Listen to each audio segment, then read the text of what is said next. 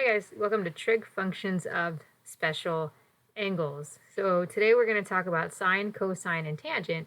And as you can see all over the screen, we're going to talk about these trig functions of 30, 45, and 60. And we may even throw a 0 or 90 in there as well. So where do these values come from? Well, there's kind of two different areas here. Let me move my pen a little bit. Let's go with red. So we have the 30, 60, 90, which is a special triangle, and the 45, 45, 90, which is the other special triangle. So where do these exact values come from? When I say exact values, I don't mean really long decimals. I mean like roots. So things in terms of roots are more exact than decimals. Decimals are actually just an approximation. So for instance, what if I wanted to take sine of 60? How could I figure out the exact value of sine of 60? Well, my 30, 60, 90 triangle would help me with this, right? Sine is opposite over hypotenuse, opposite over hypotenuse. Hey, now I notice I have a t over t. I can cancel you guys out. So sine of 60 then must be root 3 over 2. We can verify this with the first quadrant of the unit circle. So here's 60 degrees. Sine acts like y and cosine acts like x. So sine of 60 is the y value at 60 degrees in the unit circle. And so we have an agreement. So let's see something else like this. Let's say my favorite, actually. Let's see where tangent of 45 comes from. This is my ultimate favorite one. So tangent, I'm going to use the 45, 45, 90 triangle because there's no 45 over here. So tangent of 45, tangent is opposite over adjacent. Opposite is t, adjacent is also t. Anything over itself is equal to 1. Tangent of 45 degrees is 1. And tangent behaves like slope, which means it's the y value over the x value, and anything over itself, again, is 1. So these are where these values come from, the 30, 60, 90 triangle, the 45, 45, 90 triangle, as well as quadrant 1 in the unit circle. So if we wanted to see a more exact chart of this, we can see it here. So here's all the values for sine, cosine, and tangent of 30, 60, and 45. So there's a couple of things to notice in here. So if you remember cofunctions, right? Remember sine and cosine are cofunctions.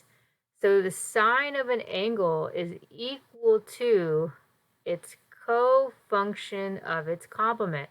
So sine of 30 then is equal to cosine of 60, right? That's how the cofunction relationship works, which also means cosine of 30 is equal to sine of 60, right? 30 and 60 add to 90. So these guys are complements. And now notice everybody agrees at the 45. So sine of 45 and cosine of 45 are exactly the same because 45 is its own complement, which means these values match exactly. And this or in here is just telling you, hey, if you rationalize that denominator, that's what you would get. And then tangent of 30 is 1 over root 3. 45, it's 1, my favorite. And then at 60, it's going to be root 3. So let's see how to use this and how it can help.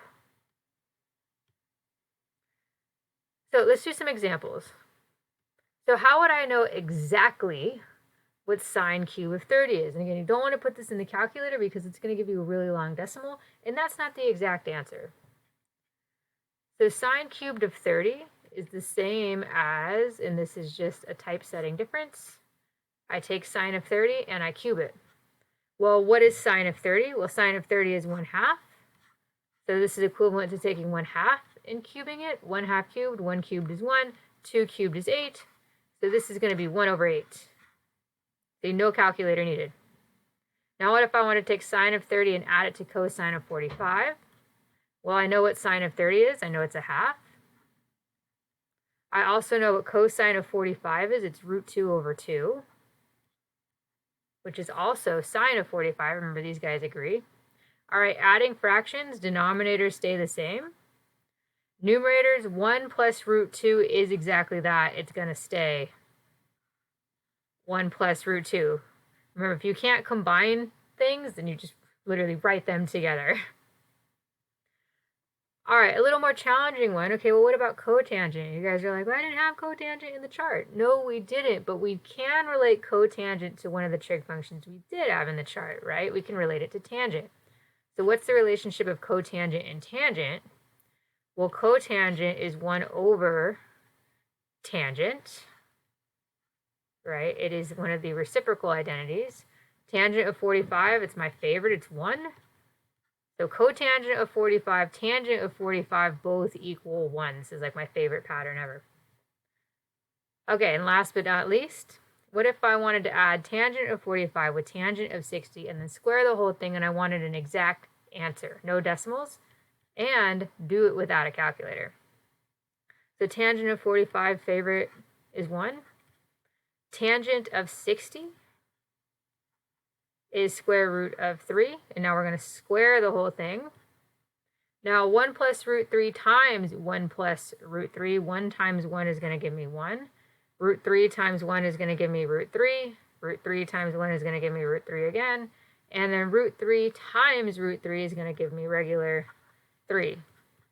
Combine 1 root 3 plus 1 root 3. I'll get 2 root 3. And then I combine my 1 and my 3 together, so I'll get 4 plus 2 root 3 here. Now this is an exact answer, no decimal involved.